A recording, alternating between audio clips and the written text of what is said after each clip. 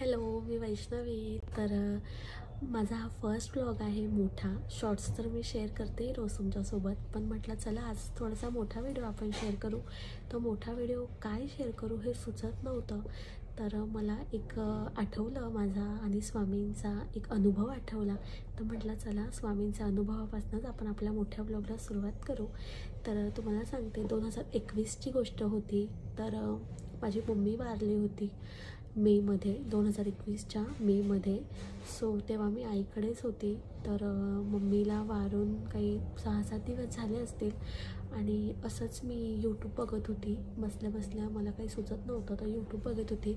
तर तिथे असंच डायरेक्ट एक थंबनेल आलं की स्वामींचे 11 गुरुवार केल्यावरती तुमच्या सगळ्या इच्छा मनोकामना पूर्ण होता. तर असे तर खूप म्हणजे येतात. पण काय माहिती त्या व्हिडिओला बघून मला असं मनातनंच झालं की म्हणजे आपण पण करूयात असं. आणि माझ्या मनात खूप दिवसांपासून इच्छा होती का मी स्वामींची सेवा पुन्हा चालू करू. आधी मी करायची जेव्हा मी कॉलेजला होती तेव्हा, पण माझं लग्न झालं आणि माझं लग्न इकडे वापी गुजरातला झालं आहे. तर इथे जवळपास स्वामींचं केंद्र नाही आहे, तर मग मी नाही जाऊ शकत असं आहे इथे. सो नाशिकला होती तेव्हा मी जायची केंद्रात वगैरे, पारायण वगैरे पण करायची. पण इथे असं काहीच नाही आहे जवळपास, त्याच्यामुळे मला नाही जमत. तर मग तो व्हिडिओ बघता बघता मग मी तो व्हिडिओ चालू केला. सो त्या व्हिडिओ त्या ताईने सांगितलं होतं की अशी अशी म्हणजे पूजा मांडा वगैरे, फोटो घ्या. तर मग मी पूजा समजलं. मग मी काय 1-2 दिवस इंटरेस्ट नाही घेतलं. पण मग म्हटलं मम्मीचं मग 13वं वगैरे आटोपलं आणि मग म्हटलं काय करू, घेऊ का नको घेऊ. मनात विचार आला. तर मग मनात असा वाटलं की हो घेऊया आणि सेवा चालू करूया. सो माझं ते सेवा करण्याचं एक कारणसुद्धा होतं की ते कारण म्हणजे माझं प्रेग्नेन्सी होतं. माझ्या लग्नाला 2-2.5 वर्ष झाले होते. आणि काय माहिती मला असं मनात होतं की मला प्रेग्नेन्सी का राहत नाही आहे, म्हणजे एक होतं मनात. तर मग म्हटलं ठीक आहे चला आता आपण काहीतरी विचार करू आणि करूयात. तर मग आमचे एक रिक्षावाले मामा होते, तर ते स्वामी सेवा करतात खूप जास्त. तर मग मी त्यांना सांगितलं, म्हटलं की मामा मला असं असं पाहिजे. मग ते मला घेऊन गेले.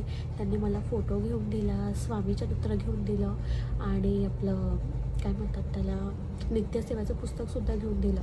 मग मी इकडे आली आणि इथे येऊन मी ते सगळं ठेवून होती कपाटात. म्हटलं नंतर करू असं दिवस उलटले, पण काही मुहूर्त लागत नव्हता. मग एक दिवशी असं वाटलं की चला उद्या गुरुवार आहे, उद्यापासून आपण याला सुरुवात करू. सो 11 गुरुवारांचा संकल्प केला आणि तेव्हा मनात एक म्हणजे असं ठाम केला मी माझा निर्णय की स्वामी जर मला तुम्ही बाळ दिलं माझ्या या 11 गुरुवारांमध्ये, तर मी तुमची सेवा कधीच नाही सोडणार. तर काय सांगू तुम्हाला, 11 गुरुवारांचा तर मी केला. त्याच्यानंतर गुरुवार चालू झाले, गुरुवार सुरू होते माझे. 1 गुरुवार गेला, 2 गुरुवार गेले, 3 गुरुवार गेले. त्यानंतर असे गुरुवार जात राहिले. माझी पूजा चालू होती तेव्हा मी जॉबसुद्धा करायची. तर मग घरी वेळ नाही भेटायचा स्वामीचरित्र वाचायला. तर पुस्तक सोबत घेऊन जायची आणि ऑफिसला पण वाचायची फ्री वेळेत. त्याच्यानंतर मग 2-3 गुरुवारी असं सुद्धा झालं का अशी मनात इच्छा नाही झाली का आज उपवास करू किंवा वाचू. तर नाही केलं. मनात इच्छा नसल्यावर आपण कोणतीच सेवा केली तर ती एकदम वाया जाते. सो जर तुमच्या मनात असं आलं आहे की नका करू तर नका करू. 1-2 गुरुवार तुम्ही स्किप करा. सो त्याच्यानंतर 1-2 गुरुवार गेले. मग आला माझा 8वा गुरुवार होता आणि 8व्या गुरुवारीच्या वेळेस माझे डेट मिस झालेली होती. आणि मी चेक केलं, फक्त 5च दिवस वरती झाले होते आणि मी चेक केलं. तर बिलीव करा 2 लाईन आल्या होत्या पॉझिटिव्हवाल्या. सो गगनात नव्हती मावत मी, एवढी जास्त हॅप्पी होती. तिकडे स्वामींचा फोटो बघितला आणि अक्षरशः म्हणजे डोळ्यात अश्रू आलेले की खरंच आपण काही देवाकडे जर मनाने जर काही मागितलं आणि मनाने जर त्यांची श्रद्धाचं आपण म्हणजे नाव जरी घेतलं ना अंतःकरणातनं, तरी ते आपलं सगळं काही पूर्ण होतं. सो तुम्हाला पण मी एकच सांगेल की नक्कीच तुमच्या मनातनं तुम्ही मागा देवाला निदान एकदा तुम्ही आठवण करा, तुमच्या सगळ्या इच्छा पूर्ण होतील. सो त्याच्यानंतर माझे 9-10-11 3 गुरुवार बाकी होते. तर मग डॉक्टरांकडे वगैरे गेलो, पॉझिटिव्ह झालं, कन्फर्मेशन दिली डॉक्टरांनी. मग 1 महिन्यानंतर सोनोग्राफी केली, हार्टबीटवाली. सगळं व्यवस्थित होतं, बाळाची हार्टबीट पण आलेली होती. त्याच्यानंतर मग माझा 11वा गुरुवार आला. उद्यापन करायचं होतं, तर उद्यापनात मी काय केलेलं, गरीब मुलांना जेवू घातलेलं, पाणी आणि वडापाव वगैरे असं त्यांना मी जेवू घातलेलं. आणि तेव्हाच मी स्वामींना मागितलंसुद्धा होतं, चेक करायच्या आधी, प्रेग्नन्सी टेस्ट चेक करायच्या आधी मी स्वामींना मागितलं होतं की स्वामी महाराज, की माझं जर म्हटलं प्रेग्नन्सी पॉझिटिव्ह आलं ना, तर मी 1 किलो पेढे चढवेल तुम्हाला. सो इकडे पॉझिटिव्ह आलं. मग कंबर खूप दुखायची माझी स्टार्टिंगला. मग आमच्या घरापासून 1-1.5 तासाचा रस्ता आहे, इथे उमरगाव म्हणून आहे, तिथे स्वामींचं केंद्र आहे. तर हे बोलले की चल हळूहळू आपण बाईकवर जाऊया, कारण की माझ्याकडे मोठी गाडी आहे नाही, तर आम्ही बाईकवर गेलो. तर तिथे जाऊन 1 किलो पेढे चढवले, देवाच्या पाया पडल्या. खूप म्हणजे त्यांची आभारी आहे मी, की त्यांनी माझ्या जीवनातलं सगळ्यात मोठं सुख मला दिलं, आई होण्याचं.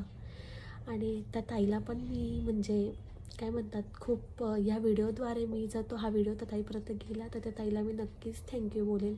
तेव्हा मी त्या ताईला कमेंटसुद्धा केलेली की ताई असं असं झालेलं आहे. तर त्या ताईने मला रिप्लाय पण केलेला की तुझा अनुभव मी शेअर करेल.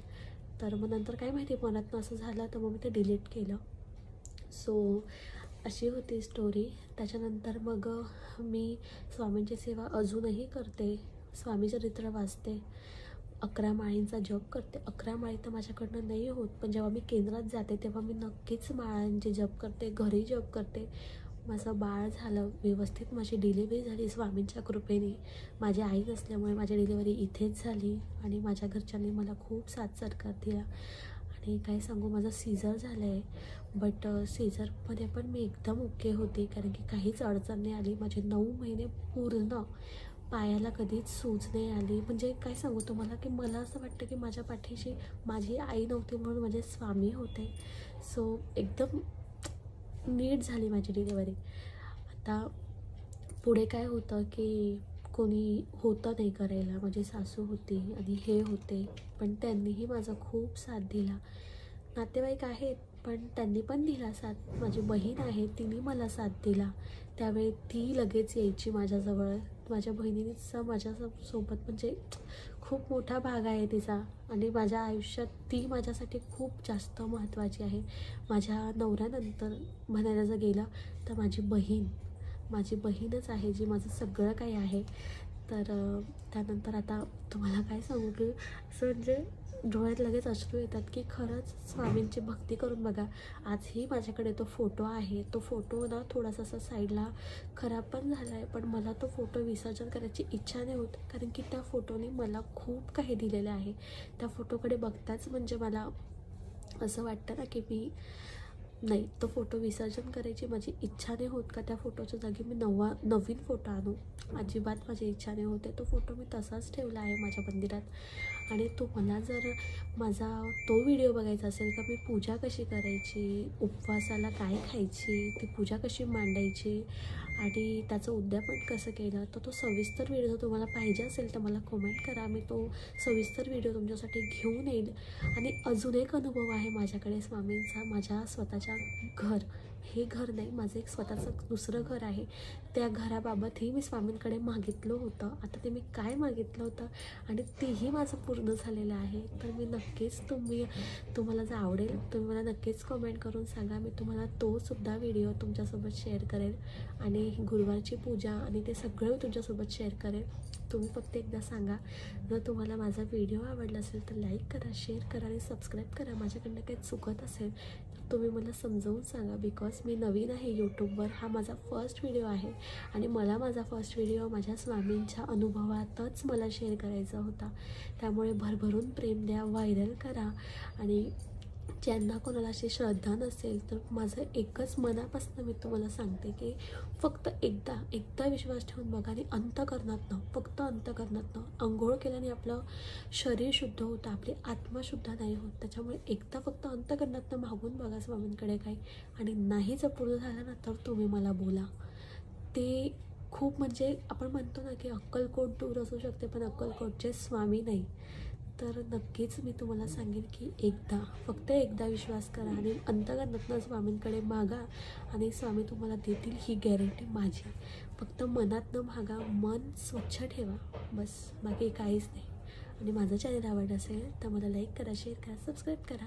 Thank you for watching. बाय.